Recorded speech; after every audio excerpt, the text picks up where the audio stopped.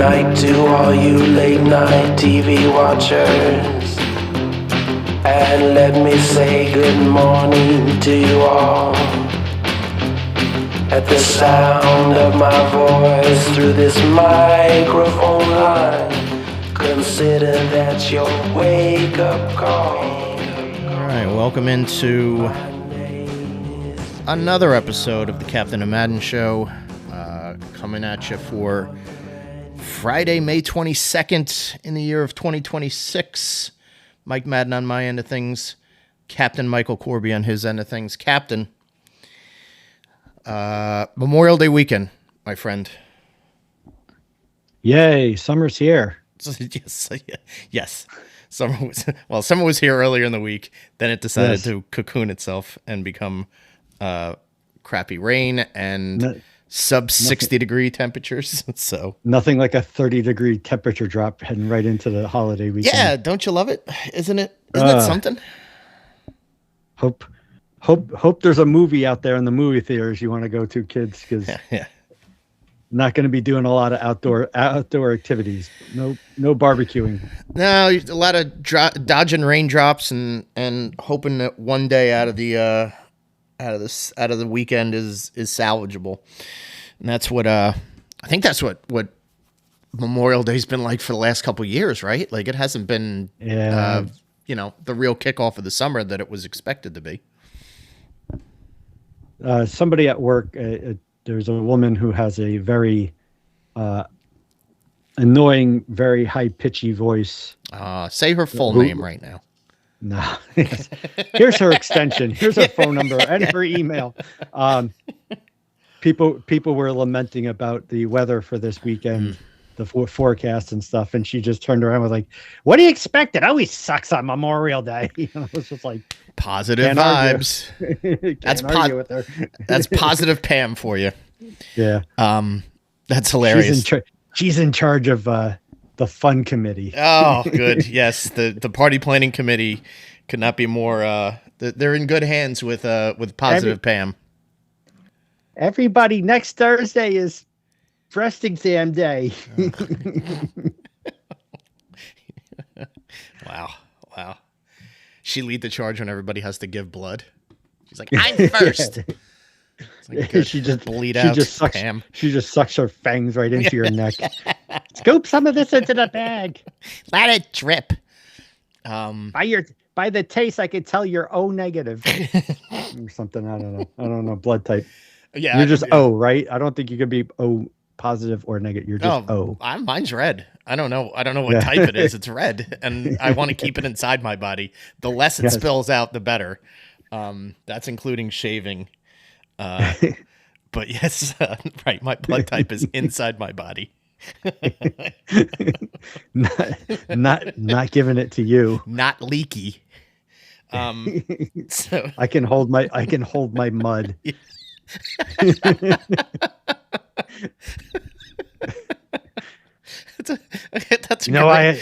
That's a great old timey term. I can hold my mud.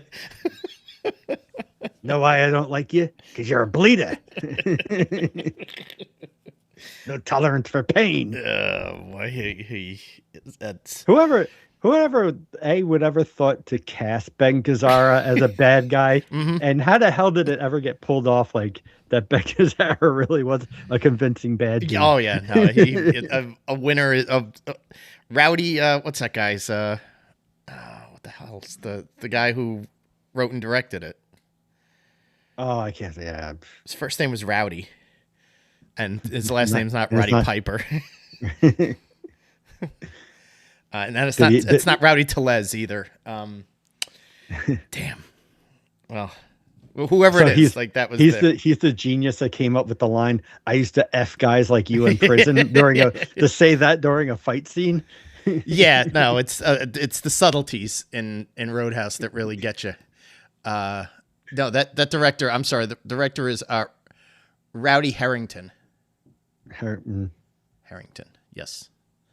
Screenplay by David Lee Henry and Hillary Henkin. Hillary. Yeah. She must have wrote the doctor part. Come on. That was it. No, she's a sadomasochist. She was into the fighting. She was, she was probably adverse to working in some of those rough places. You don't think so? She met it. It would have been like us writing a screenplay based around what was the guy at Tradewinds that we used to, Hashimo, or the Asian guy, Yoshi. Yoshi. Yeah. The bouncer. Yoshi the bouncer. Yeah. Which, it's in hindsight, that's incredibly. Yoshi drove a Mercedes Benz. Incredibly, whenever he went to a new town, he bought a shit car. Yeah, because he knew everyone was gonna mess up with his automobile. And we're thinking like that guy. He looked tough because he was sort of like built up. How he got the name Yoshi, it's just incredible racism. But it's also like, I think in our brains, our early 20s brains, it was like, well, he kind of looks like he'd be a henchman in a James Bond movie. So he can't have a last name. So it's got to just be one name. And it's one name. Yoshi. Yoshi. Which dude's name was probably Dave. Yeah, exactly. It's like Lenny. He probably has a white mother, but still, like, God. That's that. How tough is is that? No, a man named Yoshi. One word and one violent attitude, and that violent new attitude, and that's Yoshi. Oh man, like McLovin. Right. What do you steal? What are you, an Irish R&B singer? Yeah.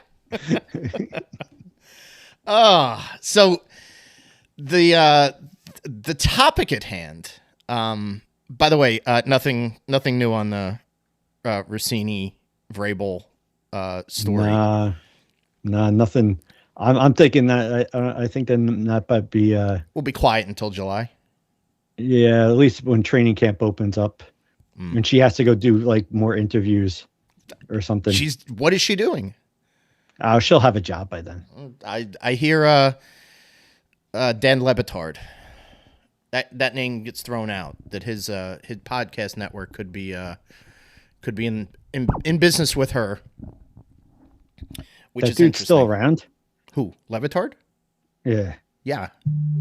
I haven't heard that name since. Didn't he used to have like an ESPN show? Sure did. Yeah. Then left ESPN and started a podcast empire. That's where I believe Pablo Torre is on his network.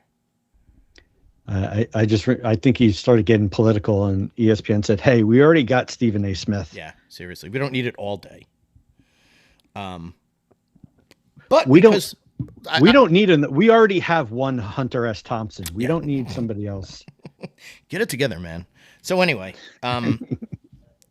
the recent interest that we had in Rossini Vrabel, A Love Story, I think inspired, or at least subtly inspired, the topic that we're going to be talking about on this podcast, and that's headline catching stories that got your attention at different times during your life, whether this was childhood, teen, adult, whatever it may be. And it's not necessarily the big huge stories like the OJ trial that had everybody's attention. That had unprecedented media coverage. Although Mark Furman just passed away this week. May he rot in hell. The political upheavals and different types of ramp ups to elections. We're not going to go over that. Obviously, those are constantly in the news. But we're talking about specific stories that sort of they survived the 24 to 72 hour normal lifespan, and they became something that you or I found ourselves a little bit more invested in. You go into deep dives, you go down the rabbit holes of where did this behavior come from? What's what are they investigating in this trial? What are they saying about, what the outcome's going to be, so on and so forth. So, so this is an interesting topic. Um, it's hard to title it though. Like, what would you say? Like, just headline News stories grabbers. news stories that grabbed your attention. Okay, all right. Well, that's Not see necessarily the that top title news wouldn't stories. that title wouldn't grab my attention. All right, how about well, do we just go by like the New York Post and just be like, what's the title of this episode? Man fillets himself No, come on now. while reviewing past news stories that really caught his attention for the past 30 years. It's not so much the top news stories, Yeah, but these it's are just ones that lingering headlines. Is I think that maybe that's a little bit something involved in there caught your attention and you followed it even past the initial 24-hour, I guess, it's useful shock or whatever. Yes. Yeah. Yes. All right. Let's start. Let's start with what's your first one that you were. What would be your lead story? So the first one that where you would kind of say like almost like a must-see TV type of situation, where it was, I believe I was like 7th or 8th grade. So that would have made me 12, 13 years old during the first Gulf War. Okay. Which, if memory serves me correct, I believe started off as Desert Shield. Yes, it was. Because Iraq invaded the country of Kuwait, and we sent troops and things there to, I guess, protect the people of Kuwait. So it was Desert Shield. And then ultimately our government, the coalition of 50 something countries, even though we probably had 99% of the boots on the ground, the coalition gave a warning date of you need to leave by this date or we're invading. Yeah, then it was Bomb to City. which they did not leave, and then it turned into Desert Storm. Right. That was then that was when the bombs started to drop. Yes. So that's early. That's January of 91. So Desert Shield was the August through January. I believe they gave them like a January 15th date or something like that. And then Desert Storm lasted, I think, about 5 weeks, 6 weeks. I think it was like mid-January to, I think it actually ended on February 28th. Yes, it did. Yes, you nailed that one. Interesting. Like, I think people have that backwards. I think people were like, well, we went into Iraq in August, and although it didn't end until February, they think Storm was the longer operation than Shield, and it was like, no. Storm was just like basically like that was the end of it. That was the major guns blazing portion of it.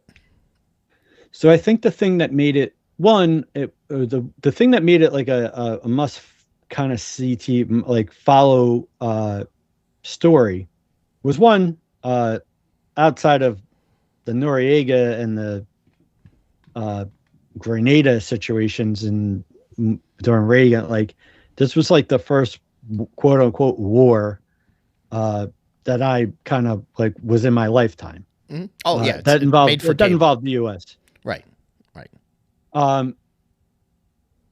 The technology that we had been hearing about was on full display. Smart bombs, Tomahawk missiles, all this stuff. So it made kind of celebrities out of General Norman Schwarzkopf's press conferences. Yeah. He became like his commentary and stuff while showing like all these videos from these smart bombs and stuff, like you had to watch his press conferences. The guy was funny as hell, entertaining. Yeah.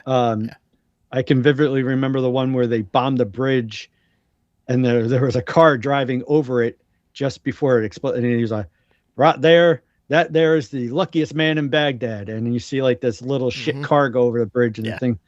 But he had all these, like, he had that like Southern drawl. He had the one-liners.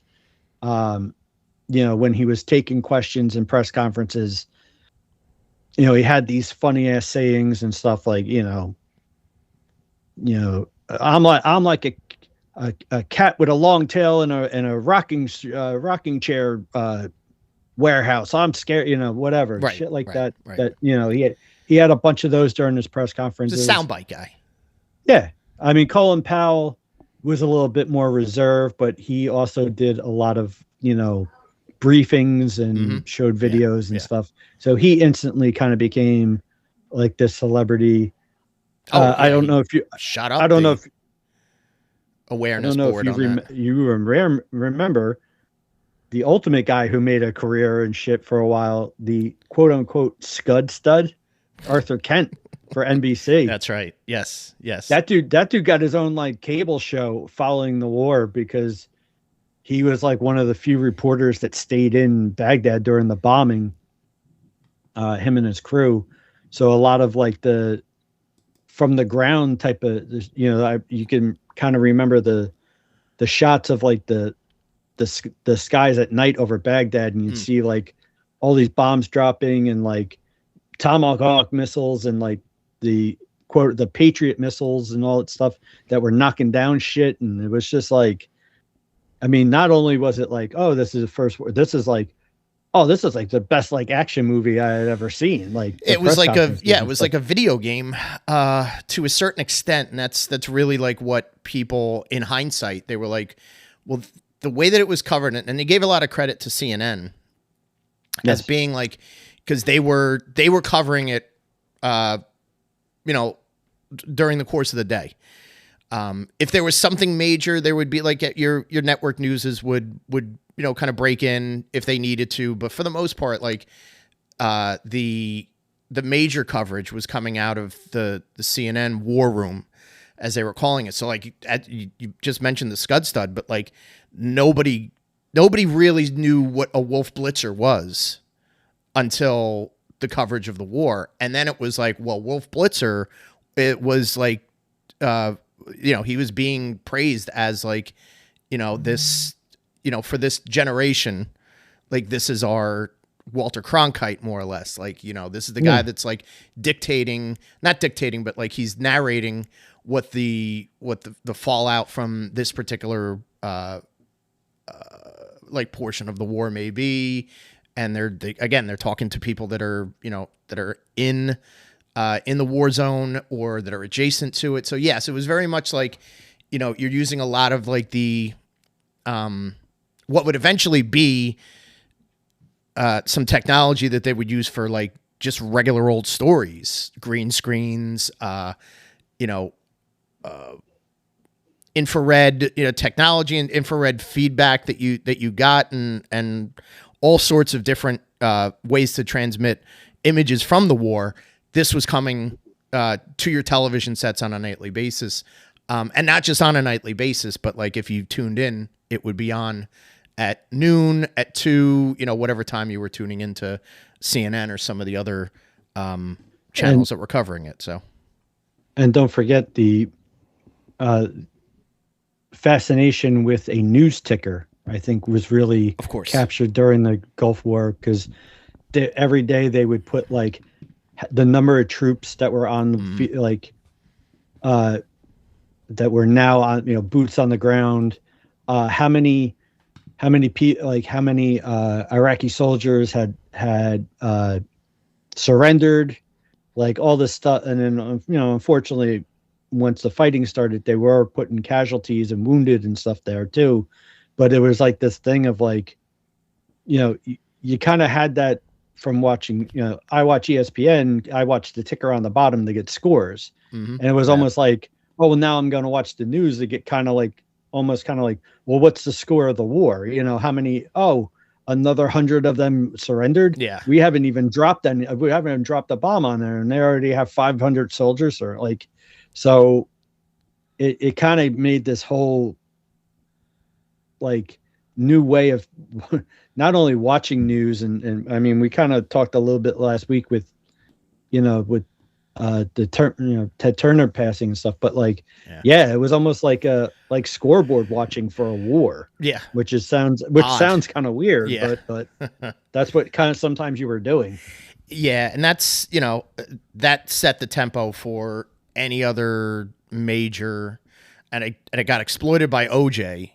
But the OJ was more of a sensationalistic point of view. It was like, here's the tabloids. Like, to a certain extent, like, war isn't the type of thing that you can speculate on if you have images that are coming direct from battlegrounds. So instead of waiting like we would in, for newsreels to come out, 30 days after or 6 months after, whatever the turnaround would be from your traditional war coverage, now you're getting live footage. You're getting something that's being, cast out and refreshed on a more, consistent basis. Once you get to like the mid part of the 90s, that's where it becomes a little more tabloidy, a little bit more, well, here's the rumors and here's the gossips and here's what, we have this longtime friend of this party talking to us, and we're going to have them in studio. So that, then it becomes a little bit more sensationalized.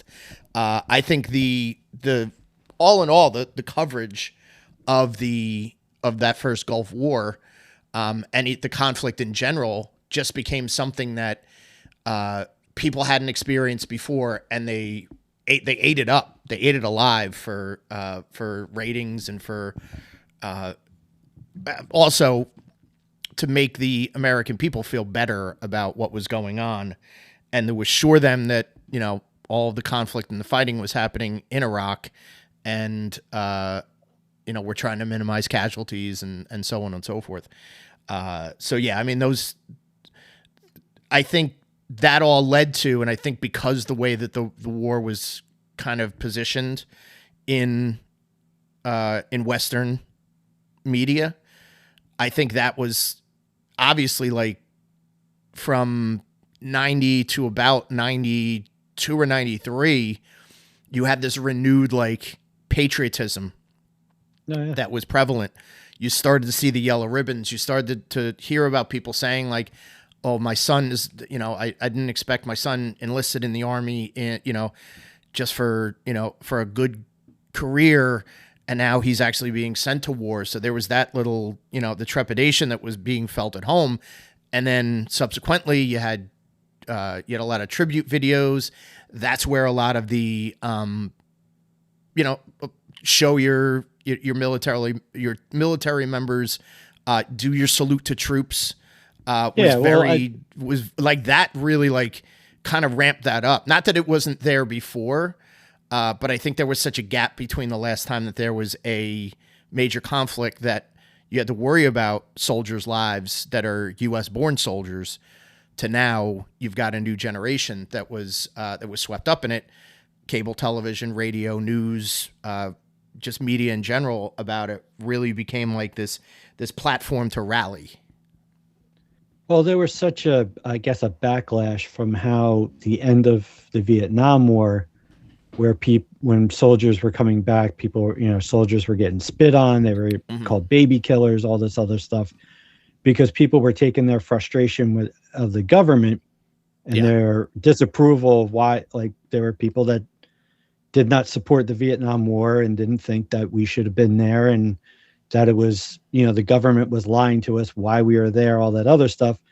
And, unfortunately, a lot of those people who went and protested the war took their anger and their frustrations out on the people who really didn't have a say in it. Right. Yeah. And that's the soldier. So I think when the Gulf War came around, it was like, all right, we have a group of people who think this has nothing to do with the people of Kuwait. We're over there to protect the oil that are the refineries that are in there. And there was this big kind of movement of, well, whatever you do, we can't have a repeat of what it used to. Like, we can disagree with the government and why we're there, but do not take it out on the military, because they're just following their orders. So yeah, the yellow ribbons, the parades when they came back, a lot of stuff that, sadly, the that people who served in Vietnam did not receive when they came back. There was this thing of we're going to make it right this time. And yeah, I mean, I believe there was a New York, they went down the Canyon of Heroes. They did. Usually, is usually reserved for, sports teams and stuff, but they actually had a parade down Canyon of Heroes for real heroes.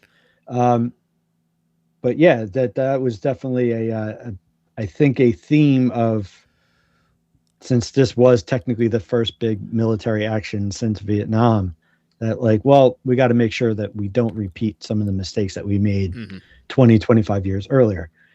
Another weird connection. I was thinking about this today for some reason the actor Peter Skarsgård. Yes. Is connected to two memories or two kind of nostalgia points with the Gulf War. Two different movies. He's in a movie called Garden State, and there's a point where he's talking to Zach Braff about his Desert Storm baseball cards collection, and how he's only 3 cards away from having the complete set, and that somebody stole his Norman Schwarzkopf. Wow. And he was really pissed about it. And I was like, holy shit, I do remember the Gulf War trading card. Yeah. Thanks, and I was like, who the hell would want to buy trading cards for? And who knows, if you had a complete set, they're probably worth some money. Yeah. He's also in a movie called The Hurt Locker, or I'm sorry, no, Jarhead. Same director, different movie, Jarhead, which is all about soldiers in the Gulf War. Yes. Jake Gyllenhaal. It's got Jamie Foxx. Krasinski's, I think, is its first movie. He has a small role in it, but there's a lot of people where, like, when you're watching them, it's really a movie, but there's a lot like you're watching going, oh, that guy's from Friday Night Lights. That guy's from this, it's definitely captures like the fact that like there was a lot of waiting around, and then when they finally was like, okay, we're at war, it was over before it really kind of began, because the Iraqi soldiers didn't put much of a fight up. It was mainly a aerial type of a war. Shock and awe. But yeah, I thought that was kind of a weird, same actor, kind of nostalgia He's for got it. A little bit of nostalgia for it. All right. Well, that's a good link up. So the first, the one that one of the ones that I kind of followed, less of a, it's not a hard news story, but it certainly was, and this was kind of a two-parter, and that's the late night television saga from, based off of the retirement of Johnny Carson in 1992. 1992 comes around. Johnny's finally going to retire. At the time, or for the years leading up to that, he had 2 regular replacement hosts whenever he was on vacation or needed a night off. And that one was the host of the late night show, which was right after Johnny's at 12:30, David Letterman. And the other one was stand-up comedian Jay Leno. Those are the most frequent guest hosts that he brought in. And the network loved both guys to a certain extent. So then when Johnny decides he's going to retire, he more or less goes to the network advocating for Letterman. His producers loved Letterman. If anybody was going to take over the Tonight Show, it's going to be Dave. The networks love Jay Leno because he's a little easier to handle. Letterman was kind of a pistol when it came to, kind of tearing down NBC a little bit back in the days. And, what's he going to say? He's going to get the Tonight Show. This is the most important spot on late night TV. We just can't hand this to him. We're considering Jay Leno. So the media, and again, like, as I mentioned, like, you got more tabloidy, elements that are really leaking into this. So you're hearing rumors, you're hearing like these industry people are backing Dave. These people will only appear if Leno's going to be the host on the Tonight Show. At the same time, you have Arsenio Hall in syndication, who's like starting to make a real name for himself because he's getting younger guests and he's getting hipper talent that deserves to be on talk shows. And he's catering to the, for lack of a better term, the urban audience a little bit more directly because he's black. And Right. and it was really this sort of like jostle between Dave's camp, Jay's camp. Ultimately, NBC takes Leno as the host. Letterman signs a huge deal with CBS. For the first time in forever, there's true competition at the 11:30 slot between two networks. The other networks tried to bubble up some version of it. As I said, Arsenio was cleared on some Fox stations.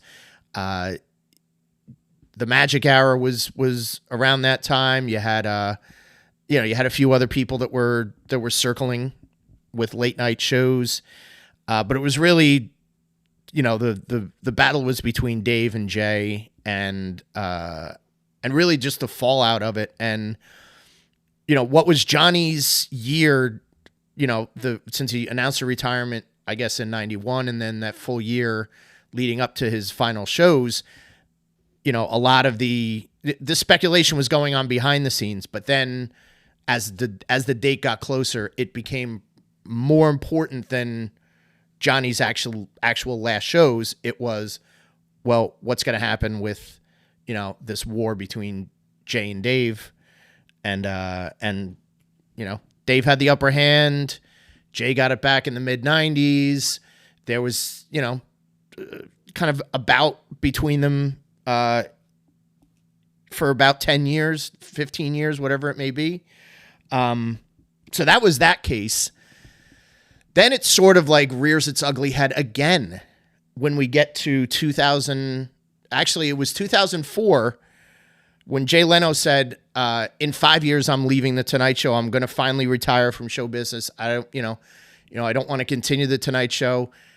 And to prevent there being this bitterness and this bad blood between two entities that may want to take it over, and God forbid, something happens by then, I'm announcing, and the network is backing me up, the Conan O'Brien, who had the Late Show, had Late Night. The Conan was going to become the heir apparent and the next host, and that was set in stone. Announced in 2004 and to be implicated and to be launched in 2009. Well, we all know what went sideways on that. The network basically said, Jay walked it back, and Jay said, "Hold on, I don't really want to retire. I changed my mind." And he worked it out with the network that he was going to have a half-hour variety show at 10 p.m. And Conan was going to be at 11:30 Eastern. And that was going to be the way they do it. So Jay wasn't going away necessarily. But as we all know, if he's going to have a guest on, he's going to get the, because that's in prime time, he's going to get the better guests than somebody will at an 11:30 slot. So that creates the tension, the bitterness, the back and forth. Again, it's another thing that's behind the scenes. It's like, why would the network, let Jay come on at 10 o'clock? You're kind of double dipping, but they launched Conan on the Tonight Show. Obviously, it wasn't a ratings bonanza out of the gates.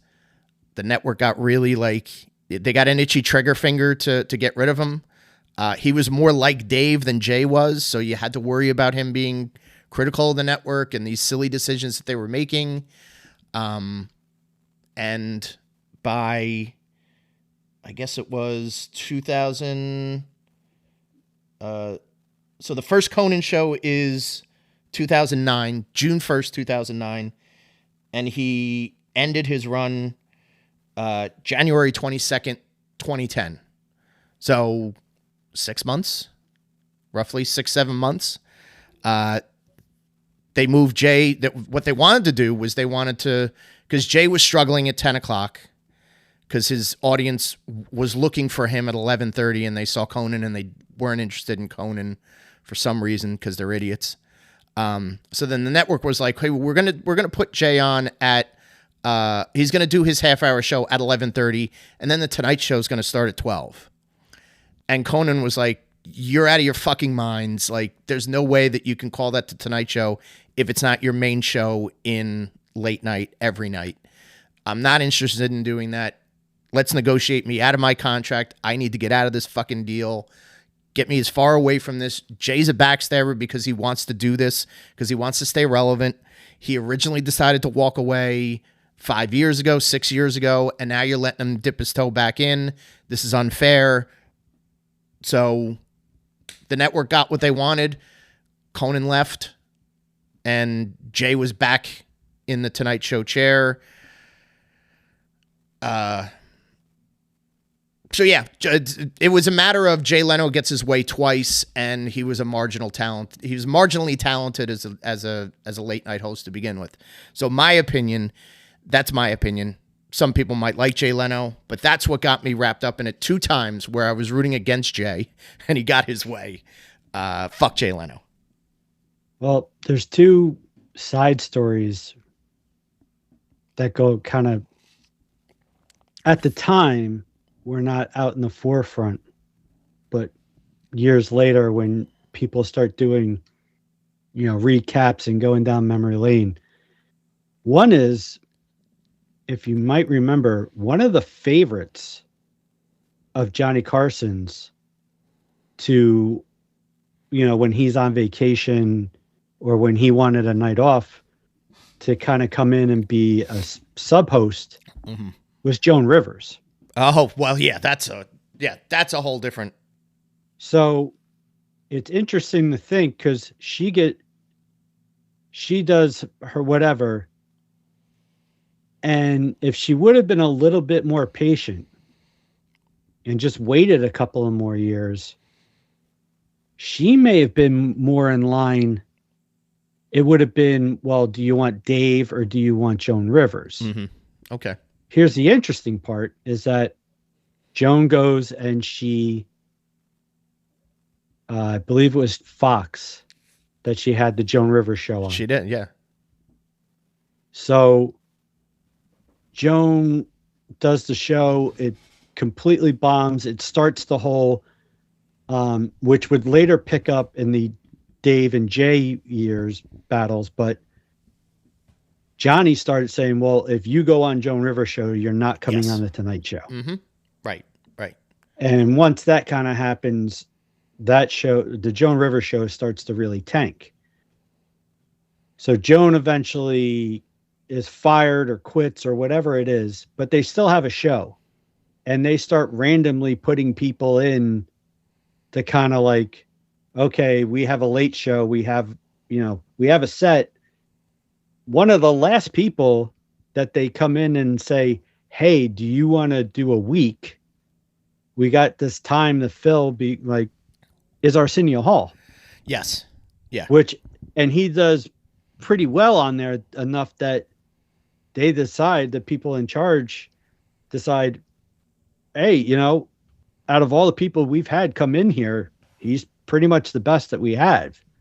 So it turns into unique. The Joan Rivers eventually turns into the Arsenio Hall show. So it's kind of interesting that if Joan would have, maybe you don't get Arsenio, if Joan would have been more patient, she would have been more involved when Johnny decides to leave. Mm-hmm. You don't get Arsenio Hall.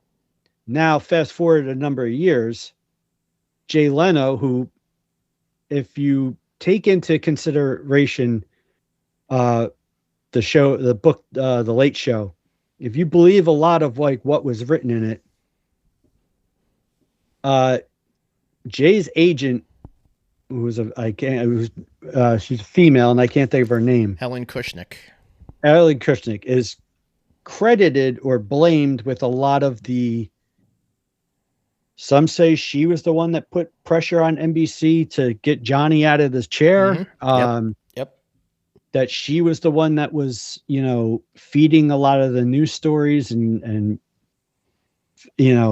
anytime, something came out about somebody criticized Jay, she would leak it to the press, or if somebody favored Dave, she would leak it to the. Meanwhile, if you look years later when the same shit was going on between Jay and Conan, it was kind of the same stuff. So you kind of start thinking, well, maybe it wasn't all his agent. Jay was not so innocent, because the same tactics were being used. And the worst thing was that it was just basically NBC panicked because Conan takes the show over and the ratings dip, or they're not meeting expectations, and they panic. Mm-hmm. And they start the whole thing. Well, we got to bring Jay back. Well, we can have the best of both worlds. Like, we could have him at 10 o'clock and then we can have Conan at 11:30. And then somebody came up with a brilliant idea of like the 11:30, 12 o'clock thing, which I think was just brought up to get Conan, because they knew Conan was never going to go for it. And that was their way of getting rid of Conan. And the biggest tragedy out of all of this is, if NBC would have just had some patience and stuck with Conan, not only would Conan probably still be doing the Tonight Show, you wouldn't have fucking Jimmy Fallon. Exactly. Right. You wouldn't have had the bastardizing of maybe Fallon would have went to CBS and took over the Letterman show and failed miserably. But because everybody at NBC and Lorne Michaels has some sort of love affair with fucking Jimmy Fallon. Not only is he never going to get fired from the Tonight Show, they keep on giving him stupid game shows and everything else. He's a media entity now that's unstoppable and untouchable, and it's that's it's proven week day after day that he is the worst out of all of the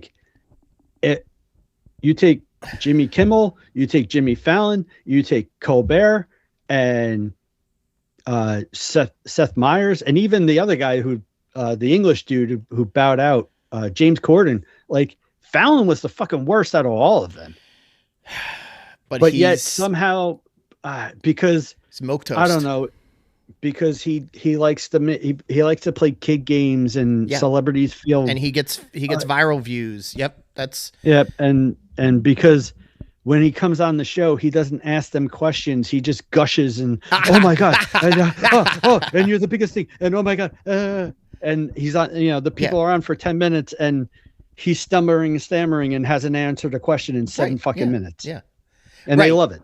We would have had him as a also ran, but then 2014, he takes over the Tonight Show. That motherfucker gets a Tonight Show in 2014. Unbelievable stuff, right? Like, it's that's why this is a fascinating like roller coaster of and the guy who's driving the roller coaster is Jay fucking Leno. So it's just it always captivated me. It's always something that, like, even though like that's a dying industry right now, like late night television is just throw dirt on it because it's gone, it's irrelevant. But during the heyday and during like a lot of my early TV viewing, I was very attracted to what was happening in late night because I knew that there was entertainment. The sharpest writers were in late night. The most emerging talent, as far as musical talent or stand-up talent, was being featured on these shows. So it had my attention for a very long time, and at the center of it is just a miserable person, Jay Leno. Boo. And then he decided to make Stuttering John like a just fucking A. God damn it. All right. Well, let's get off of Jay. What you got next? So another, like, this is a kind of a weird story that for some reason caught my fascination in the year of 1993. Mm-hmm. I think Court TV might have been in its infancy. Oh, yes, sure was. And this was one of the early ones that kind of gave it a little bit of a tick. Heidi Fleiss, the quote-unquote Hollywood Madam trial. Gonna be a little honest in the beginning. It's 1993. I'm in high school. Every picture or everything that I ever see of Heidi Fleiss, she always has like really dark sunglasses on. Yeah. She has her hair in her face, and I'm kind of like, hey, she's kind of cute. Yeah. And there's this whole thing with that she's the Hollywood madam, and she's got this long list of celebrities that apparently she's 15 apparently for $1,500 back in 1993 you could get a hooker and a bag of cocaine. Yeah. I think that's a hell of a combo. Like, that's a bargain right there. So she gets caught. She gets caught on one of the, I think, like the drug charges or something. She gets caught. They're going to bring her to court. They find out, like anything else when you're running any of that, like the biggest thing is, well, you're not paying taxes on all. It's like, they don't really give a shit that you're doing all this illegal activity. It's that you're not paying taxes on it. So that's always the first thing they're always going to get you is on tax evasion. Yeah. And then, so it starts off with like, oh, she's this Hollywood madam. I kind of find that she's sort of cute in the beginning. Okay. All right. Then she actually has to show up to court, and she can't wear her sunglasses in court. And you're like, oh, wait a now second. I know why she's a Hollywood madam and not a Hollywood prostitute. Yes. Because nobody's paying the fuck that bitch. Yes. Those teeth are out front. Wow. Wow. It's amazing what sunglasses and windblown hair can cover up. Yeah. But maybe my fascination with her stops, but there is this, well, she does have a list of celebrities. Who's on that list? And who's on that list? Could she trade in their identities to get lighter sentence? Will this happen? Sadly, amongst all the celebrities who could have possibly been on this list, the only one who actually gets caught in this whole thing and has to testify is fucking Charlie Sheen. Right, Well, which is like, that's the least surprising name that could have been on this come list. On, and then there's a party that's sitting there thinking like, all right, well, yeah, like Charlie Sheen's a pretty decent looking dude. Like at 93, I'm like, he's coming off Platoon, Wall Street, Major League. Like that dude seems like he should be able to get laid in Hollywood without having to go to a prostitute. But as he would later admit, prostitutes are more fun than actresses. Yeah. And also, crack is awesome, according to him. I don't know if he was in full-blown crack in that time. He was starting to. He was definitely hookers and blow. He was cocaining, but I think he was taking full advantage of the hooker and a bag. Oh yeah. For 50. The $1,500 special was probably right up his alley. Apparently, it was reported he spent over $50,000 on prostitutes with the Hollywood madam. That again, that makes sense. And of course, the only reason why I think Charlie got caught and had to testify was he paid by check. And I think they found one of the checks. So yeah, he had. Yeah. So there was this whole buildup, like. But listen. The check said Estevez. I'm Charlie Sheen. It's not Carlos Estevez. That's somebody else. I didn't write that in Tiger Blood. This is crazy. It's a good dueling Sheens there. Machine. So there was like this whole thing of like, she's the Hollywood madam. She has a client list. She can take down Hollywood. Like you don't want to be like, and the only one was Charlie Sheen, and everybody was like, oh, who gives a fuck about Charlie Sheen? Like easy. That guy's like we were, people were like, oh, they're studio executives, they're blah blah blah, they're this and that. Like this is going to be the fall of Hollywood, and it didn't live up to the billing. And I think she had to do community service and pay a fine for tax evasion. And then that was it. Kind of the trial was over. Every once in a while, she'd pop up on some sort of like celebrity reality show. Oh, hey, you remember me? Yeah, she did a few of those. I did write down, looking her up, some of the legitimate businesses that she did venture into after her trial. Hit me. And uh, she opened up a laundromat in the town that she lived in Nevada. Oh, okay. All right. And it was called Dirty Laundry. Fantastic. I mean, nothing says Uh, wordplay like that. she was actually gonna, since she lived in Nevada, Nevada. Mm-hmm. Uh, she did open up the Heidi Fleiss Stud Farm, legalized brothel. Perfect. I mean, that's Both of you those know what your businesses, business is there. Like, she's tailor made for that. both of those businesses eventually failed. What? But her new venture, her new capital venture, apparently she's part owner of an airport in Nevada. Oh, okay. All right. Kind of like an Alaire airport, like a small little little. I'm sure you could probably get a plane out of there if you ever wanted to go like skydiving or jump out of a plane. Like that's the airport you go to. And there's a dude that looks like Patrick Swayze in Point Break, and he's going to tell you about, you're going to come to God, man, and it's going to be the most this is going to be the greatest thing, jumping out of doing a dual jumping out of an airplane. Like, you strapped to my chest. Yes, is going to be the greatest experience of your life, and you're going to find God, or whatever. That people who jump out of perfectly good airplanes, they're the auxiliary and whatever fascination that they get from that. If I'm jumping out of an airplane, I'm jumping out of an airplane, both engines better be failed, and both pilots better be dead. Exactly. For me to jump out of an airplane. Did she not, like, she had famous boyfriends, right? Like, she was with Tom Sizemore, I believe. Yeah, which poor guy. That apparently that didn't work out for him. Yeah. I think she got him onto the. He became another one that was very fascinated with the crack. Right. I'm reading here that she was engaged to the owner of the Moonlight Bunny Ranch, Dennis Hoff. Briefly. Dennis Hoff no longer with us either. I'm not familiar with his work, so. Oh yeah. Well, the Moonlight Bunny Ranch was a brothel in Nevada. No surprise. Is it the there. best? Is it the best little warehouse in Nevada? It's the most famous one. They had like an HBO series about it, about the Bunny Ranch.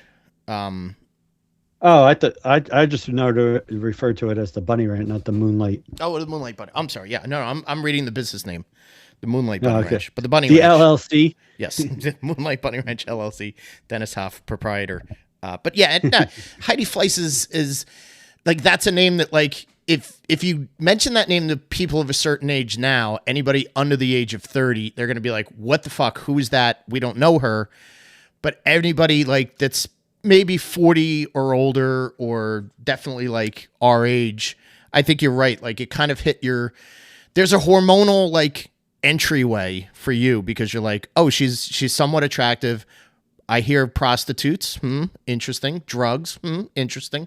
So like, that's like the formative age of everything I was looking for when I was in 1993. Right? Yeah. And then, like, as you said, like the lure of this could possibly lead to a big expose on other bad celebrities that may have been in her book. And you're just like, you're wringing your hands out saying like, who's in there? Like, is it the guy is it Craig T. Nelson? Is it the dad from Webster? And it's just Charlie Sheen. So and it's like, wah, wah, wah. What a shame. But that's a good one. That's a, and I hadn't thought about Heidi Fleiss in a while. So. And I think it might've started everybody's fascination with lists and who could be on those lists. It's true. Yeah. Right. Yeah. What you got? Speaking of lists, I got a more recent one. And this was a scandal. Again, if you felt like you were on the precipice of hearing a lot more about it, like another shoe's going to drop at some point, then there's a trial, and then there's the fallout of the trial. And it happened all in 2025, the trial of Sean Combs, a.k.a. Puff Daddy, P. Diddy, Diddy, however you want to label the man. This was all about his his months-long trial on racketeering, sex trafficking, and prostitution.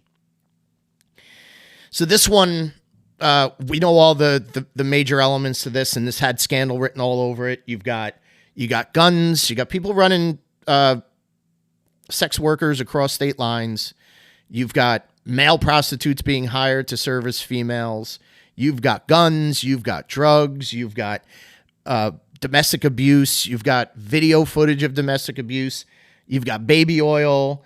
And everything is in this pallets of baby oil in this swirl of like salaciousness, all surrounding a guy that like, and I will totally be honest. None of this shit surprised me.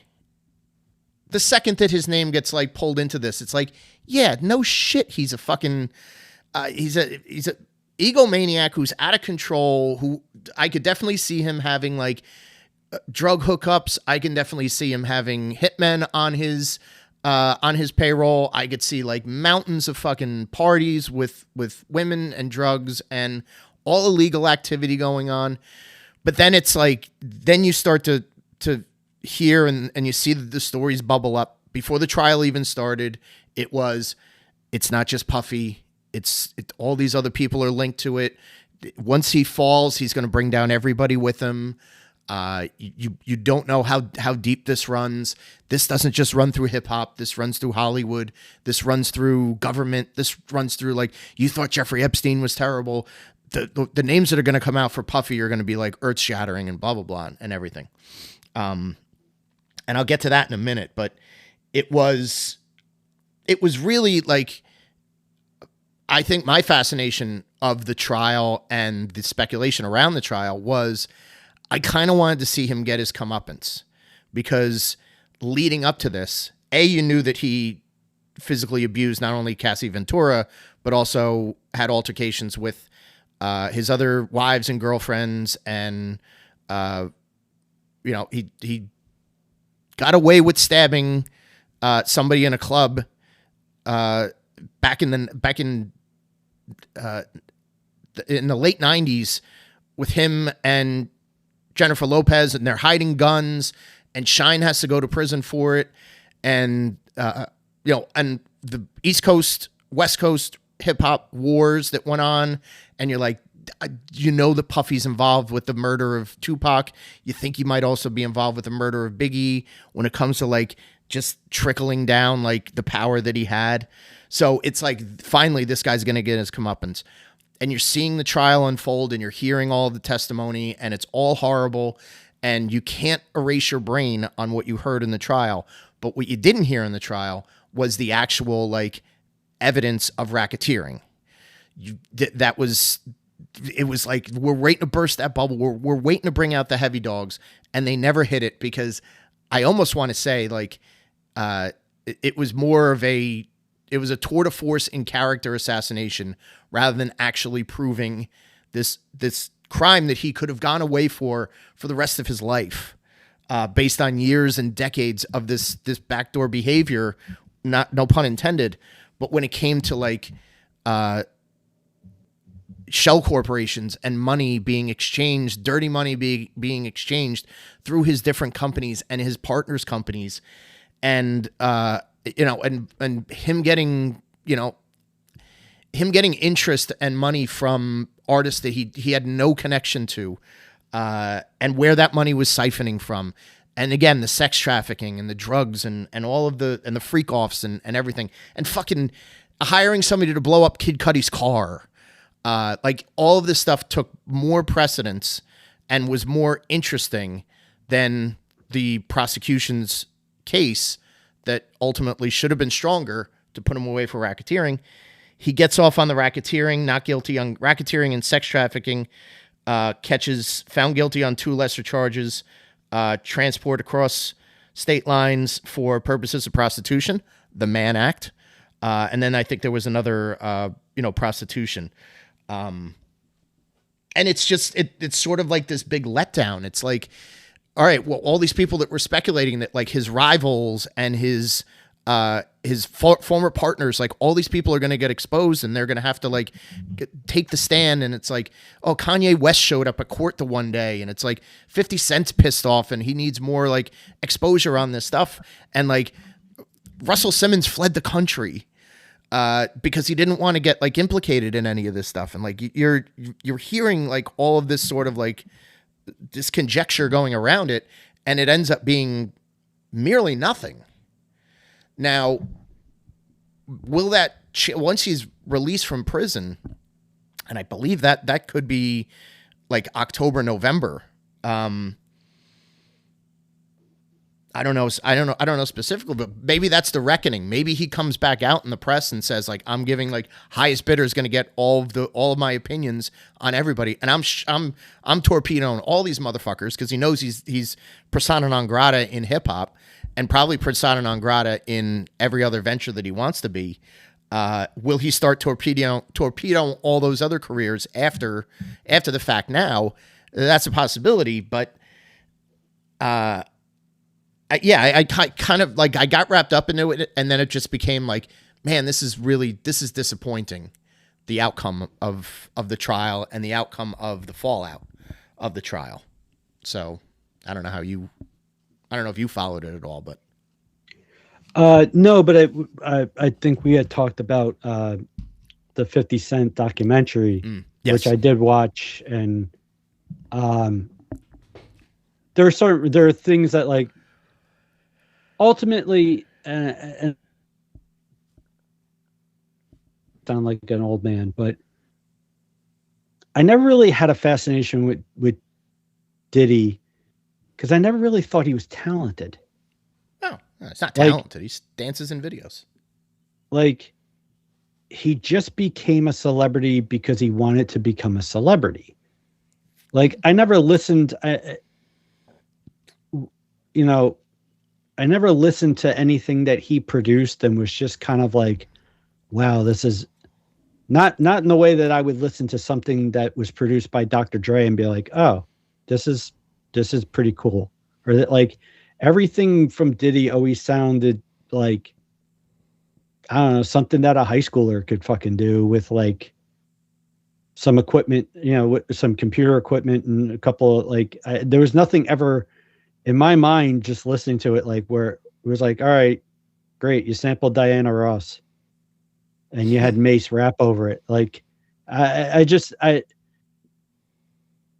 whereas maybe some other trials or things that have come along and where you're like, oh, really? That dude or that girl or about like I had no fascination with it because I never really, even though he was this big celebrity and he was like supposedly a leader in whatever the hip hop community, like I never really started talented in it. Now, when I started watching the Netflix special, the 50 Cent documentary, where they're following the guy who you start realizing that something with fame and money or whatever it is, like he hires somebody to follow him around leading up to and including the trial. Who would want to make a fucking documentary out of that? Yeah. Yeah.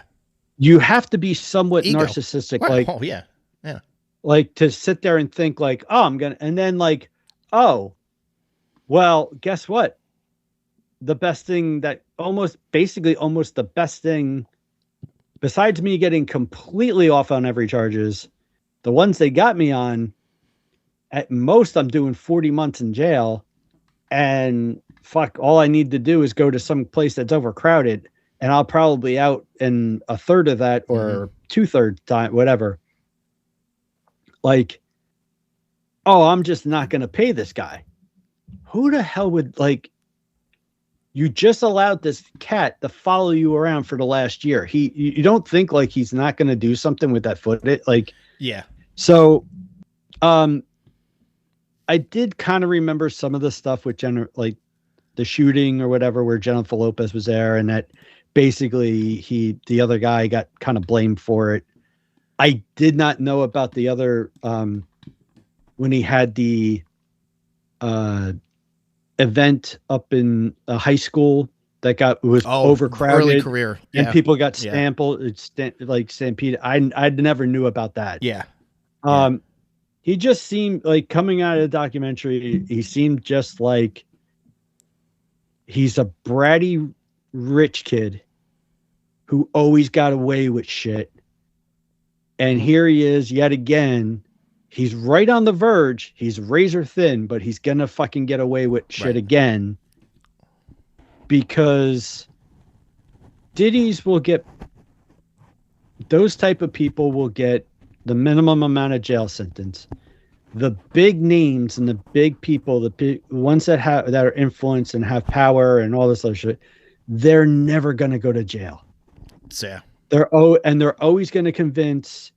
So where you're sitting there saying, oh, whatever it is, come October or November of this year or next year or whatever, when he gets released, like, oh, he's not going to do anything. He's not going to go to the press and start blabbering, like, because, oh shit, so and so, like, Diddy got hit by a drunk driver, or Diddy, like, somebody came up and shot Diddy in a club. Like, if you're going to open your mouth, then you're going to start naming names that people don't want you to be named. That's what's going to happen to you. Yeah. Yeah. But when he comes out, he's probably going to, I'm sure he's going to retreat to one of his mansions, probably the one in Miami or something like that. And there'll be some sort of swell uprising in the black community of P. Diddy needs a second chance, and there'll probably be a list of artists who are willing to work with him again. And probably within 2 years of him being released, there'll be a comeback album. Yeah. Or and he'll be on the AMAs or some sort of stupid shit. And that's about as most as you're going to get. Terrible. But he's not going to come out and do like a 60 minutes, like, all expose or whatever. He's never going to name names or any of that other shit. He'll try to be as quiet and hope that there's some sort of time that passes where people kind of forget. And then whoever it is, somebody that he worked with that was famous, will be like, hey man, like, he needs a second chance, just like he was wrongfully accused. It wouldn't be the first time that the justice system came down on a black man, and blah, blah, blah, and this, that. And yeah, there'll be some sort of, you know what? NFL is probably stupid enough. They'll probably have him do a halftime show in the next 5 years or some bullshit. Come on. I don't think anybody. But there'll be something or whatever. There'll be a comeback. He'll produce somebody, and there'll be a hit on there, and it will begin the comeback story of P. Diddy. Well, let's hope not. Let's not wish that into the world or speculate that into the world. Let's just hope he. I hope he gets shivved in fucking prison, but that's just me. Yes. What's next on your what's on your list next? So, next one that I had is kind of like a weird. There's almost like a reboot where the original event was same time, like right before the OJ trial. Mm-hmm. And then there was like this 25 years later, there's like this refascination with the case, and things start happening with it. And that's the Menendez brothers trial. If people remember, the two of them were on trial for killing their parents. This is Lyle and Eric Menendez, right? Yes. Yes. Okay. Just want to be clear. I didn't want Bob Menendez to be, although he's equally terrible, but his wife is even worse. Yeah, seriously. Yes, Eric and Lyle Menendez, who are two sons in a well-off family in California. Mm-hmm. Apparently, depending on whose side you believe, murder their parents. Some say it was in cold blood, that it was planned because the father was very hard on them, mm-hmm. and threatened them constantly with being cut off from the family money.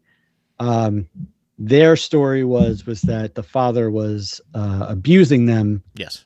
That the mother knew, and neither, that she didn't do anything about it. Mm-hmm. And they finally got to a point where they couldn't take it anymore. And it wasn't murder. It was self-defense type of thing because of the abuse that they had been by their father. Right. Yeah. So they're found guilty.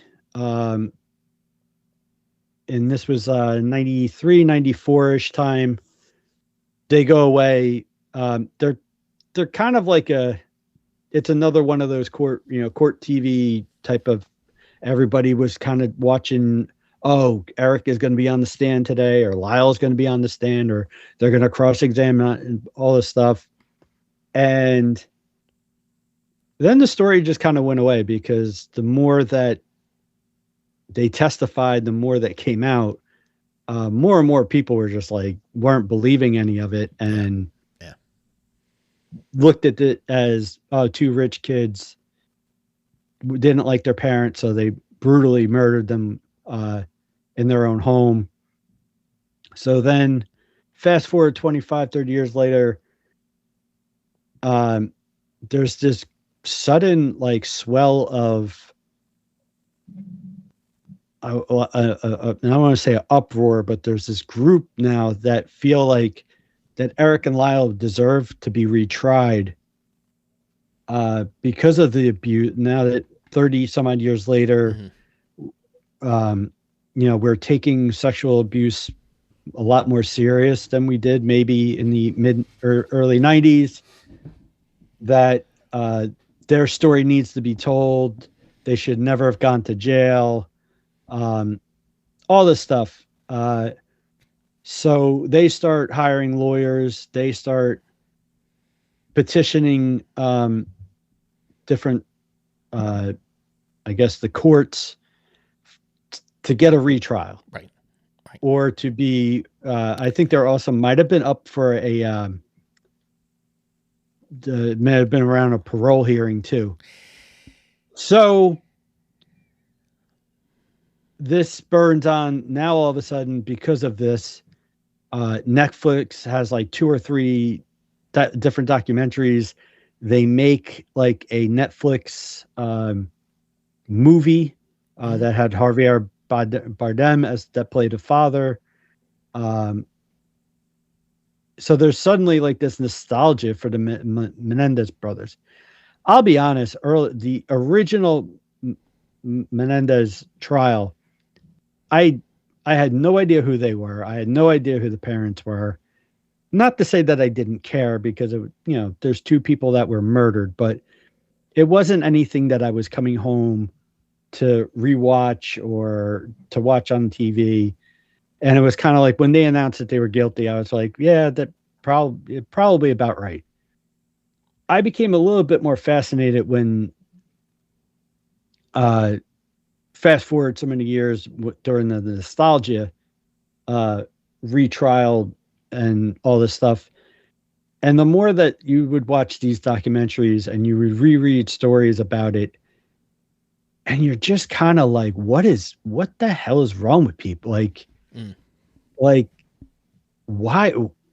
Like, this is going on at the same time as the events of Luigi, whatever the hell his name is, Mangione. killing the Mangione, killing the CEO, the healthcare CEO, where there's this swell of people that were like, that were supporting him, and we're like, oh, well, he was in real pain, and it's because of this healthcare cutting,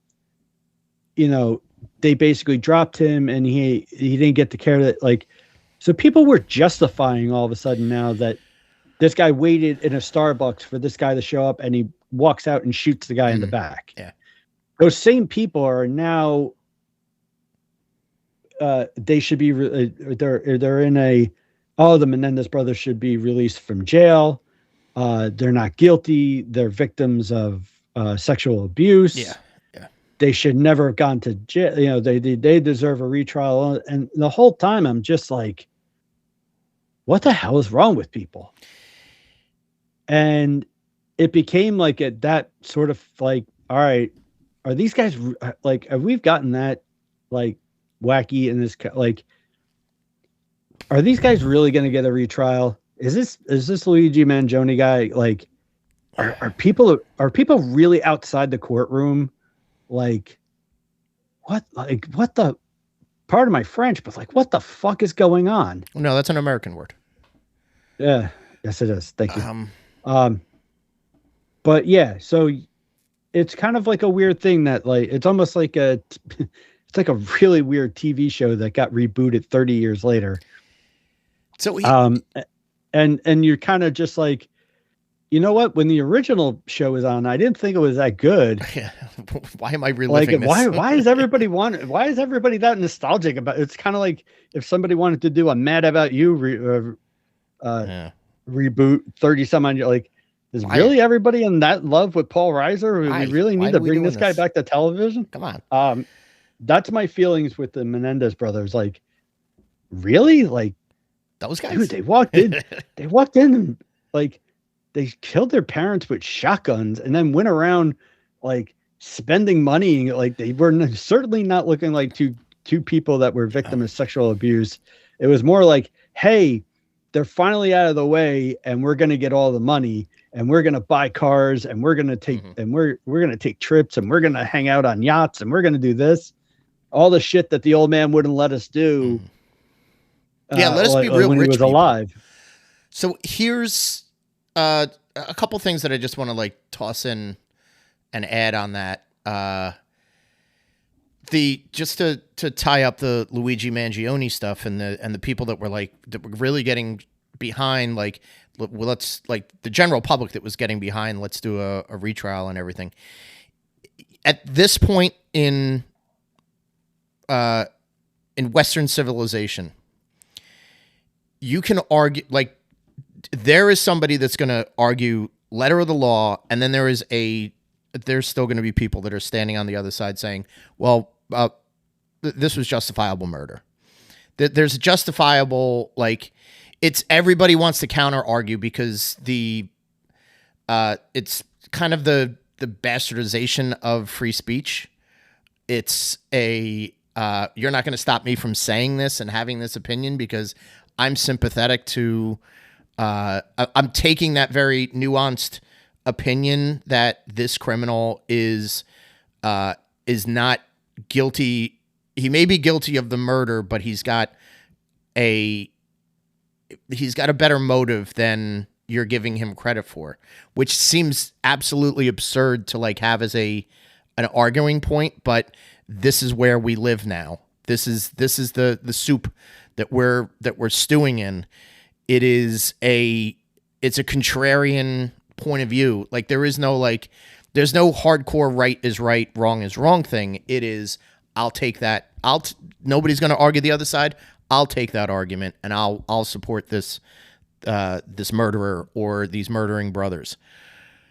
A couple other things though, like in the lead up to this like resentencing trial, like it got pushed back a whole bunch of times. So like the thought in everybody's mind was, hey, it's California. They're going to reopen this trial because there's something that people saw on Netflix. There's a dramatization that they saw that tells the story from a slightly different point of view, or you have more of the facts that you can actually like ramp up and take that contrarian point of view. And now people are falling for it, and they're like, they need to be retried. The trueness of the law was they were both sentenced before they were 26 years old. So they would have been, so the whole idea behind a resentencing or a retrial, whatever it is to shorten up the amount of time so that they're eligible for parole. And because of that 26-year rule, statute of limitations and bringing new evidence to the forefront, that would allow them to do resentencing or retrialing. And they did. There was a resentencing. The judge did rule in May of 2025 that they were 50 years to life. But it did make them, it did open up eligibility for parole. here's why these two fucks are goddamn stupid and do not deserve to be out on the street. First of all, if they were released or if they were out on parole, they probably would be, they would have to be concerned for public safety, because there would be people who just want to do harm to them because they do believe that they killed their parents in cold blood without provocation or without justification. So there's that element to them, and everybody would love to have a high profile murder like that on their conscience because they're sick fucks and psychopaths. But also, these two bumbling dipshits are violating rules in prison. So they're Lyle Menendez specifically was another reason why he was denied parole was he had repeatedly had infractions about cell phone use, and cell phone use being either limited or completely restricted inside, a California state prison. They're not going to look too shiningly on that. And apparently there was bad behavior on the part of Eric Menendez. Like, he was causing all of this, sort of rules violations and all sorts of other like little infractions that now the next time that they're going to be eligible for a second hearing is 2028. And you know what's going to happen? These two entitled pricks are probably going to do something else in prison that's going to get them, it's going to get a target on their back, and the parole board is going to say, not in our lifetime. We're not letting these guys go. It's a shame if you do believe their stories and that they were self-defensing themselves or they were standing up for themselves. But also the law says, hey, maybe beat the guy up a little bit or run away from home. Don't fucking shotgun him. That's the bad way to handle. Don't shoot your mom and dad in the face with a shotgun. Yeah, just because you want to be on your yacht. So that's the bottom line, is that it's an interesting story because you can obviously, like, if you believe the narratives, one side or the other side, you can certainly make the argument, or you can understand the argument for both sides. But bottom line is, I think justice will still continue to prevail, probably until they're much older men who don't present a serviceable harm and could be released into some sort of a nursing home situation. So, keep that monitored. Don't forget about those Menendez brothers. And there was also, like, I remember watching the movie, speaking of their infractions, but like apparently one of them went prematurely bald at a young age. Yeah. And was constantly requesting like the lawyer bring in like this like really expensive glue. Yeah. And right. So that like he could keep his wig. And then she basically was just like, I'm not getting paid. Mm-hmm. Like, I'm not buying you this expensive, like, you're just going to have to walk around in prison bald, dude. Like, and yeah. And he, like, the character or whatever threw like a tantrum or whatever. And it was very believable. If you read any or watch any, like, yeah, I could see them acting like that. Yeah. Like, just entitled pricks. Yeah. So that's a Menendez. The last set that I have, I'm gonna sort of clump these in as more modern day these like social media events or social media trial by social media, more or less. The first of which was Casey Anthony, 2008. Everything swirling around the murder of her toddler daughter or 2-year-old daughter, Kaylee Anthony. First goes missing in July, or first reported missing July of 2008. Casey gets charged with her murder in October of 2008. She can't really get her story straight. She's implicating the nanny had kidnapped them. That ends up being nothing.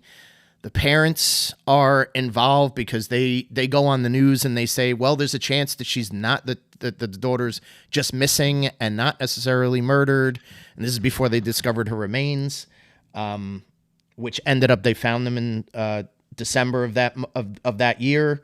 duct tape skull, garbage bag, really gruesome and grisly stuff. And then the father's talking about like, well, we went to pick up Casey's car from an impound and it had the smell of death on it. But then at the same time, he's saying, well, I don't really believe that my granddaughter's dead and she could still be alive. She could just be kidnapped or gone missing in some way, shape, or form.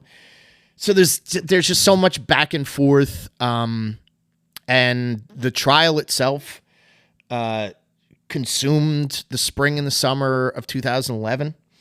At that time, even in its infancy, it was called the social media trial of the century because you had at the time Facebook, Twitter, all of those were social media platforms that were speculating and watching the footage from court TV every day, and people were commenting on it. Casey's a girl that was, in her early 20s at the time, very attractive. Again, little Stockholm syndrome situation where you're like, well, she's cute. She puts on glasses one day. It's like, oh, I'll believe whatever she wants me to believe. So it's very clear, like the sort of like the babe in the woods manipulation that she's trying to put out there to the media. She's on the front page of the New York Post every day. She's on headline news. This is what made Nancy almost one of the main things that made Nancy Grace's career.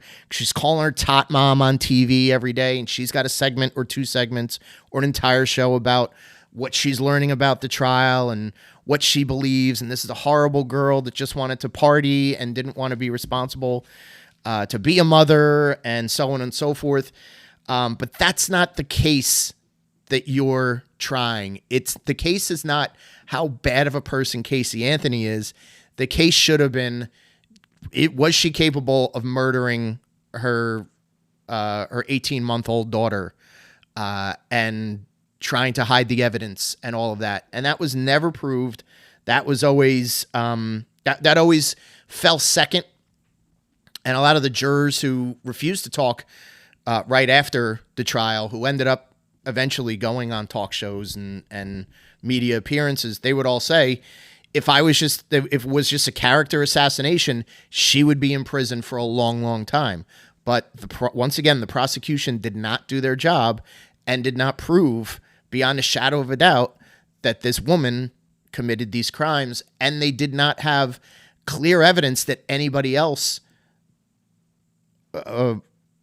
affiliated with her had committed the crimes either, because there was never everything was cast in doubt because it was speculated that she was terrible. But DNA, sure, the DNA is going to be pointing to her the whole time, so that's kind of a moot point. But yeah, they didn't have the facts lined up in the right way, and therefore she ends up getting acquitted and really like went into hiding from there. Little tidbits about this, though, during the trial itself or during the beginning parts of the trial, I don't know if you knew this, but there was a volunteer. So the parents, Cindy and George, I believe his name was, they had started a volunteer group, a local volunteer group that was responsible for going out and searching and putting up flyers for Kaylee and trying to get to the bottom of, was she kidnapped? Was there a kidnapping here? Was there foul play that we could point in a different direction other than Casey? So on and so forth. And the father ends up having an affair with one of the volunteers. Oh, Jesus. And it's just, he couldn't get his story straight. In my opinion, going through this whole thing, I think this guy was trying to divert away from himself. I think either he knew exactly what Casey did or he did exactly what they were saying Casey did. I think he should have been implicated from Jump Street because he was a little bit too much. Well, the car smelled like death, but it could be, she could just be missing. Or there could have been a kidnapping or whatever it was. Like, so he was trying to push stuff in different directions to avert away from anybody scrutinizing him. And I think that guy could have been pulled in for more direct questioning and probably would have folded like a cheap suitcase. So you have that trial. Also in 2001, there's two media events that were crazy. The first one was centered around Alec Baldwin, who was on the set of a movie called Rust. There was a prop gun for a particular scene that wasn't a prop gun. It was fully loaded. They failed to properly check the gun, and it still had a live round in it, and that live round killed a crew member and injured the director of the movie. And all of a sudden, it became, what a terrible person Alec Baldwin is. Why isn't he the one that's checking this? Forget that the props people were absolutely involved with this, and they should have been brought right in. But we're charging Alec Baldwin because he's the one that actually fired the gun, speculating that he was nasty on the set and he was, he's a difficult person to deal with. So you have all those. He was also a producer on the movie, I think, was the other reason. Yeah. He was the one that hired the prop department and all that stuff. Sure. So. Right. Yeah. But he's also the same guy in some eyes that people were looking at where, oh, remember him? He was the one that screamed at his daughter called her a fat pig on her answering machine or whatever. So and yells at people for paparazzi and stuff. Like, is he a terrible person as a human being? There's no doubt about it. But he was more amplified and raked through the coals over this because he was a participant in the film, producer on the film, actor in the film. He was the one, the gun was in his hand when it discharged. All sorts of, so this was the type of thing that's like, it starts as a story of there's a shooting on the set of the movie Rust. A day later, Alec Baldwin had the gun in his hand. Why is Alec Baldwin firing a live round? Then it snowballs in different directions. Then it's the speculation train, and then it's like, all right, well, charges are being brought against him, and the people are injured, dead, whatever it may be. We have to hear from everybody that's on the production staff. Production shut down, so on and so forth. Like, so it just became like this runaway train for months and months and even years, because they finally wrapped up all of the trials. I guess he was on trial in 2024. He was indicted again, and it became a story about what a terrible person Alec Baldwin was, instead of, well, why weren't the safety protocols being followed by the team that was in charge of checking the equipment and making sure that there weren't live rounds in this. Why are we using live rounds in 2021? That's also a question. Civil lawsuits that are floating around that are bound to be, out there for years and all sorts of, different issues. The film finally did get released in May of 2025. Its opening day, it received $25,000 in ticket sales, and it was shown on 115 different theaters. To date, I think it's only grossed $28,000 against a probably a budget of $116 million, and all of the bad press headaches that went onto it. So. That was a wild one that sort of like it polarized people all over, and it certainly was like, you were choosing sides more or less as it rolled out. So, and to this day, it's sort of like that's kind of the last straw with Alec Baldwin. Yeah, he can, you want him to show up like as a cameo in a movie, but any production company's not taking insurance out on a guy like this anymore. And his stints as a game show host on ABC, well, those are persona non grata because he's too hot. Like, you can't have him You can't have him, part of the scene anymore. So, he's bounced to reality television with a house full of kids. So there you are. And the interesting thing was that he had done, and it was released, I want to say within a few months of this whole incident, like he had done a Comedy Central celebrity roast. Yeah. Yeah. That's funny too.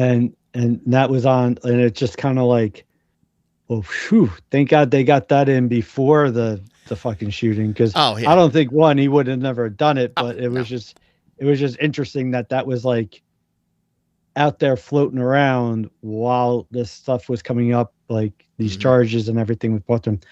If my memory serves correct, or wasn't the whole thing was that it was like an independent movie, like it was a low budget and that he was one of the producers on it. And the problem was that like that their props department and all that stuff like was running on like a low, like probably. That's why they were using like not the top of one. They were doing a Western.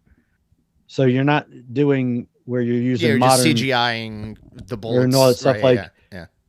You're using old types of props and shit. And that, I thought there was some questioning about whether or not, proper safety and like was being handled, or was it being cut because of the budget restraints, because it was a independent, like he had put his own money into it. And I think it was because like he was friends with the guy who wrote it and was directing it or something like that. That could be. Yeah. And if you're skimping, and you're not being letter of the law, union rules when it comes to your safety, that's certainly, that's acting in bad faith to the rest of the crew.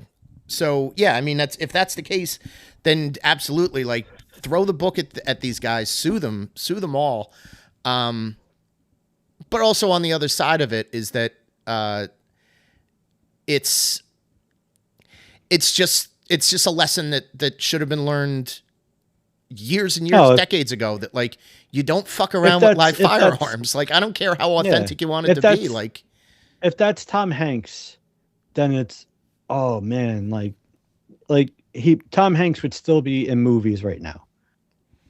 Because everybody likes Tom Hanks. Well, because that would be one strike for Tom Hanks. For Alec Baldwin, who's been kind of a nuisance. Yeah. It's one of those things where like he'll do a movie or two and people would be like, oh, you know what? I know he's an asshole, but man, fucking Alec Baldwin can act. Right. Yeah. And then he will do something else and everybody would, and then there'll be something else where he hits a paparazzi person with his car, or, says something outrageous about, something political in an interview or something. And everybody's like, oh, that's right. Baldwin's kind of him. an asshole. Oh, yeah. Yeah. He's kind of an asshole. Yeah. And at the moment he was kind of coming off like being an asshole. So yeah, this didn't very, very much help the situation. Going back to the Casey Anthony trial, there are trials where you watch them and you go, I can't believe they didn't put that person on the stand. Yeah. Like, how could that person not testify at their own trial? And you watch that and you go, whose thought was it to put her on the stand? Like, I would not let that girl testify at all. Like, I wouldn't let her talk. Who the hell thought it was a good idea to put that lady on put her up on the stand? So now going forward, anytime you're watching one of these trials and the person doesn't testify, go back and revisit the Casey Anthony and be like, oh yeah, that there's a reason why there's certain people we don't put them on the stand, because they're just whether they sink their ship or not, it's just going to be like, nobody's ever going to like you after you testify. Yes, right. You're yeah, I mean, you don't have a lot of fans to begin with, but your 2-year-old daughter is out missing, possibly murdered, possibly kidnapped. You're clubbing, and you're out clubbing and shopping at Target. Yeah, does not make you look like a good. Not only good, you're not a good mom, but you're not a good person. So tuck that back. Yeah. But it's amazing now with going forward. You won't need court TV or CNN and like we have social media and you can follow everything. Yeah. All the everybody's posts, everybody's the video clips, everything is right there. You can save yourself a recap and just go on Twitter, go on Facebook, go on whatever, and you'll get all the highlights of whatever trial happens now. You don't have to. Sure. Yeah. You don't have to watch anything anymore. The only one that I had left, unless you had other social media trials, I'm tapped out. Maybe for personal, God, the hope that maybe one day in what has been just a journey down a really dark tunnel, that maybe there will be an end to it and there'll be some light. The Aaron Rodgers story. Okay. He kind of did some pretty wacky shit at the end of his tenure, I guess you would want to say, at Green Bay. Mm-hmm. And Green Bay kind of, between his thoughts on life, his appearances on the Pat McAfee show, him kind of like not coming to OTAs and showing up like, hey, I'm just going to walk in. I'm Aaron fucking Rodgers. Like, I can just walk in at training camp. I'm going to be in shape. I know the playbook. Like, all this stuff, I think, had kind of run its course in Green Bay. And they were looking to kind of get rid of him. He had an injury-filled, the last year that he was there, like, he had a broken pinky or a broken thumb. He had missed a game or two. I think he got hit with a concussion. Green Bay did not make the playoffs, even though they finished 500. They didn't make the playoffs. They lost, I think, to Detroit on the last game of the season, and Rodgers didn't look particularly great in that game. So all the speculation comes that Aaron may be looking to get out of Green Bay. Green Bay is definitely interested in getting rid of Aaron Rodgers and moving on to Jordan Love, who they had drafted 2 years earlier with a first-round pick, kind of much like how Aaron Rodgers took over for Brett Favre. So the Jets at the time were legitimately a quarterback away from being a good team. They had a top 5 defense in the league. They had some talented. They had Breece Hall. They had Garrett Wilson. They had some guys that,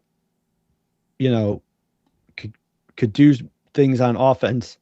The problem was they had Zach Wilson delivering them the ball. Yes. And because of the offensive ineptitude, basically they were wasting away some really talented play on defense. They were losing games literally like 12-9. Well, they had the offensive and defensive rookies of the year, right? With Wilson and with Sauce Gardner. Yeah. So a lot of speculation. Aaron had said that he was very impressed with the Jets team when they played them and they beat them in Lambeau that year. So that offseason, it was, well, are they going to go after Aaron Rodgers? Were they going to sign Derek Carr from the Raiders? Obviously, they had to do something at the quarterback position. And then the breaking news came that the coach at the time, Robert Saleh, and the GM, whose name is escaping me, were seen getting onto Woody Johnson's private jet and flying out to Aaron Rodgers' house in Green Bay to have a discussion. I think Woody Johnson actually joined them. They go out there. What a cuck. Rodgers. What a cuck. Rodgers I'm says, go out. You come to me. Yes. Joe Douglas was the GM. Joe Douglas, that's right. Yeah. So they all go out there. Rodgers says, hey, if you can work out a trade, I'd love to come to New York. I think you got something going on with your team. I would love to be in New York. Blah, blah, blah. So the trade goes through. Of course, they're on the HBO show. That, of course, they get selected that year, coincidentally. Yeah. So you're seeing all this footage. The Jets actually have their own little thing that they put online where they do a recap of what's going on in training camp, and you're watching all these throws that Aaron Rodgers is making and these unbelievable catches that Garrett Wilson's making. And they brought in Aaron Lazard, and they brought in Reggie Cobb, and they brought all these guys that were friends of his, from Green Bay. And man, all you hear about is the offense looks great. He's got these guys playing. The offense, they're learning his hand signals. They're doing all this stuff. You know what? It's not that far-fetched to think that not only are the Jets going to be a playoff team, but if Rodgers stays healthy and they can really gel, they got a legitimate shot to make some noise in the playoffs. Yeah. Yeah. And you're watching all these,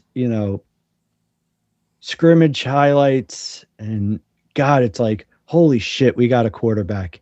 We got a guy that can actually throw the ball, and he hits the receivers. And then he plays the last preseason game. He goes out for one drive, and he hits Garrett Wilson on a back shoulder pass into the end zone. And you're just oh man, look at my trip for New Orleans. You know what? This is going to be fun. This season is going to be fucking great. It's going to be you're going to they're on prime time 6 times this year. It's going to be fucking great. Home opener, Sunday Night Football or Monday Night Football. Yeah. Stadium's going nuts. They got the green lights. They shut the lights off. Rodgers comes out with a spotlight. He's got the American flag. Oh, and you're just here it is, man. Chills. Fucking can't wait. This is going to be awesome. Yeah. And 4 plays into it, man, his fucking Achilles tears. Achilles pops. And and fucking Zach Wilson's got to come out and quarterback, and it's another shit year. They won that game. And they did win that game. They won that game. They did. But they didn't win too many more after that. And it was just you know what? I'm never believing the hype again. I don't give a shit what happens in the draft or who they sign. I'm not believing it until I see it, because I don't care what the coach does in OTAs. I don't care who they hire. I don't care if this expert thinks it's a steal in the draft. I'm never falling for it again. I'm not believing the hype. Somebody comes out and says, you know what? The Jets are they're a legitimate playoff. I don't give a shit. I'm not believing you. Not me. until I'm sitting there wild card weekend watching the Jets in the playoffs. Mm-hmm. I don't believe you anymore. I'm never believing in the hype. And that's it. It just ruined that. 4 plays into a season, one injury could just take all the hype. Wind out just of your sails. Everything. Just it was sorry if there's little kids listening, please lower this. We talked about prostitutes for a good portion of this. I don't think little kids are tuning in. Go ahead. This was just like finding out there's no Santa Claus. Oh, all right. Well, I didn't realize you were going to say that. Yes. Kayfabe, kids. That's no Santa Claus for adults. Yes. This was coming out, and not only is mommy kissing Santa Claus. Oh no. But mommy's filing a divorce from Santa Claus. Okay. This was everything deflating, anything to bring down your spirit ever again. I'm never buying a jersey. I'm not buying anything. My kids want me to go to week 2 this year because they're playing Green Bay. And I'm the only reason why I'm contemplating it is because it's week 2 and it will be at least it should be at least somewhat decent weather decent out. weather. That it's not like A home opener, I'm not right? going to, because I certainly am not going to a game in November or December No, and why the freezing my fuck would ass you do off. that? First of all, why would you do that even if they were successful? That's for younger people. Because the game, if they were playing Green Bay in November or December, they would get off to a really good start, and it would be, oh, well, all they got to do is, Green Bay is playing like below expectations. Micah Parsons still hasn't come back fully from the injury. Their offenses, whatever, looks all discombobulated. The Jets are a 5-point favorite at home. Blah blah blah. This and that. I'm gonna go there, and they're gonna play the worst fucking game of the year, and they're gonna lose. Yeah, right. That's happening. That could happen. No, it's happening. Here's the thing about but if it happen, but if it happens in week 2, what's the word? They're 0-2. Right. They're 1-1. Right. You know what I mean? Like, it's to September. Okay, so I went. Hopefully, it was like 70 degrees out, 70, 80 degrees. You had a good early. It's a 1 o'clock. it's a 1 o'clock game. So they didn't play with my emotions yet all year. Yeah. Or worse, like, it's a Sunday night game. I had to go up there for 8 o'clock, and I fucking had to take the next day off of work. Right. And whatever. Like, all right, I go up for a 1 o'clock game. Green Bay fans don't annoy me. Well, your son's a Green Bay fan. Let's lay the cards. And apparently, my daughter jumped on the Green Bay bandwagon last year. So that's greener literally greener pastures. Greener pastures. Here's the thing it's a better looking green than the Jets green. Here's the thing about Rodgers. That's the conundrum of it all. Torn Achilles. That whole rest of the season, despite what every doctor was saying. Despite all the medical reports that were like, if you tear your Achilles in your 40s, good fucking luck, like, getting that thing repaired with like 9 months of recovery time.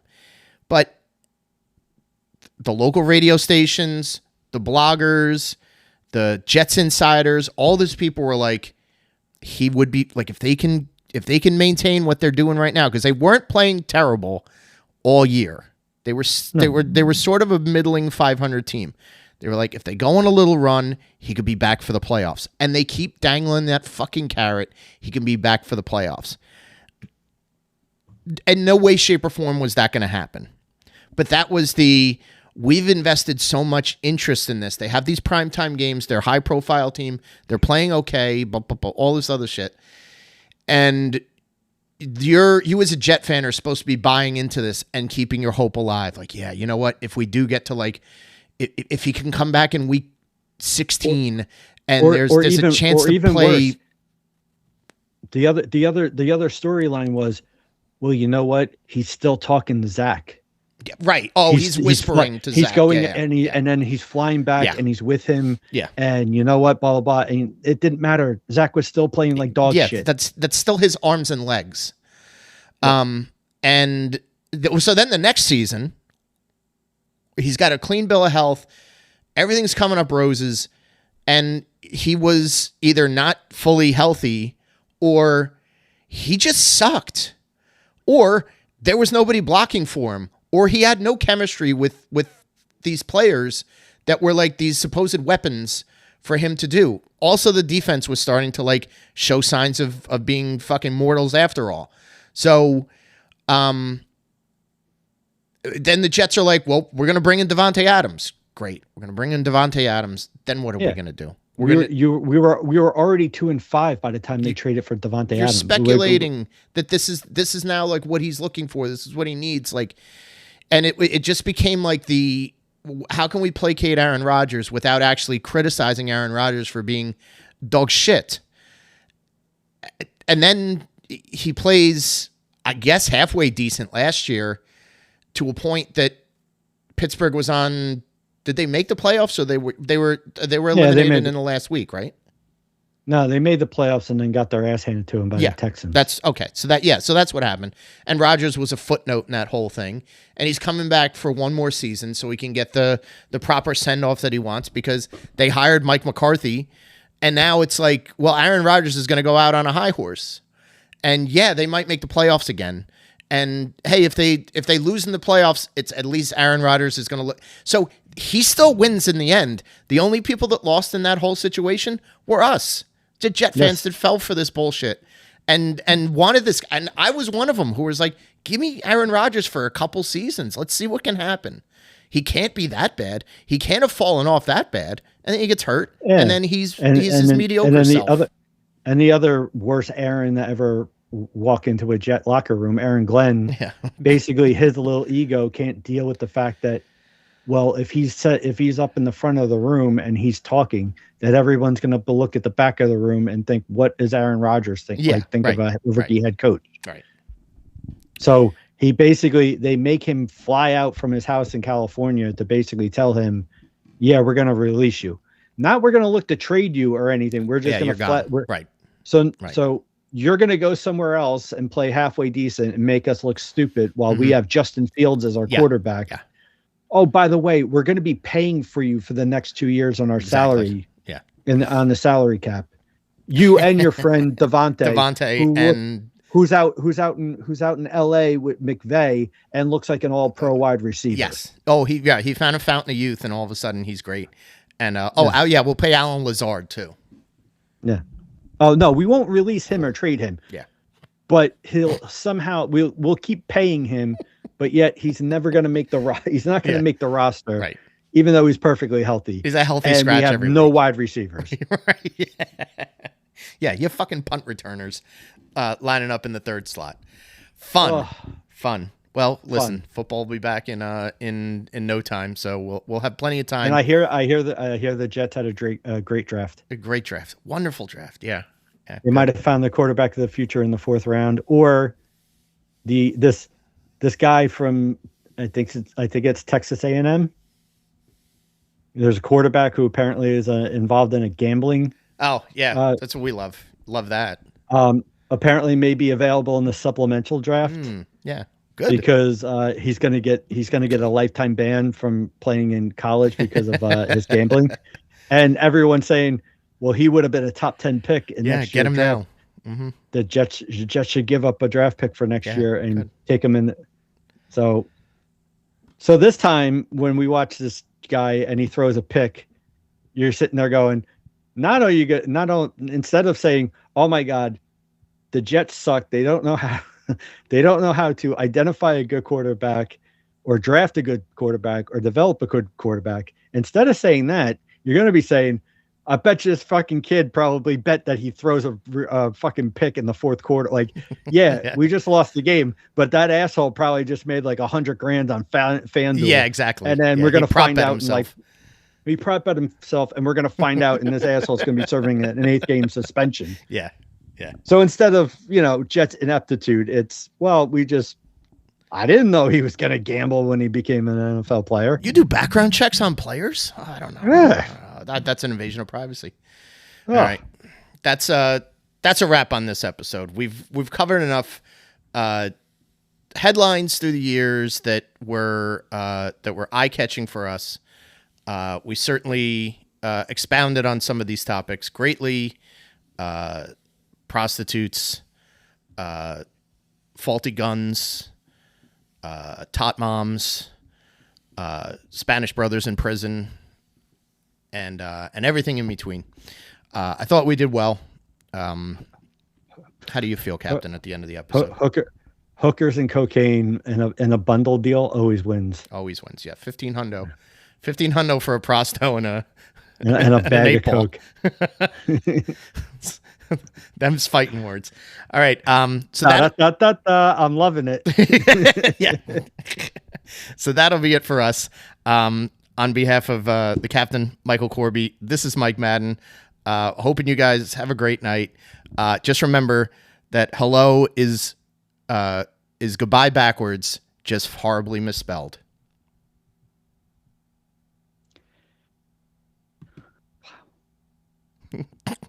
Bye. R.I.P. Schlitz.